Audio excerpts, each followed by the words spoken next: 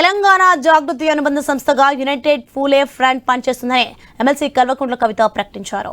ఆదివారం తెలంగాణ జాగృతి కార్యాలయంలో యూపీఎఫ్ నాయకులతో సమావేశమయ్యారు. ఈ సందర్భంగా యూపీఎఫ్ నూతన కార్యవర్గాన్ని ప్రకటించారు.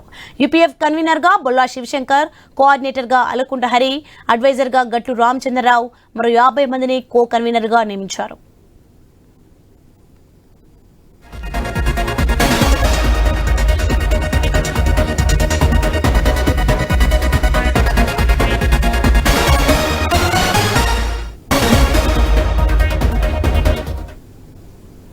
తెలంగాణ జాగృతి యూపీఎఫ్ ఐక్య పోరాటాలతోనే కాంగ్రెస్ ప్రభుత్వం దిగి వచ్చి బీసీలకు స్థానిక సంస్థలో విద్యా ఉద్యోగాల్లో 42% రిజర్వేషన్లు కల్పిస్తూ వేర్వేరు బిల్లులు ప్రవేశపెట్టిందన్నారు ఎమ్మెల్సీ కవిత.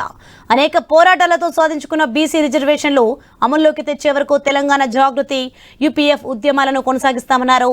కేంద్ర రాష్ట్ర ప్రభుత్వాలు కూడా బలుక్కొని బీసీ బిల్లులను కోల్డ్ స్టోరేజ్ లో పెట్టే కుట్రలు చేస్తున్నాయని కవిత మండిపడ్డారు.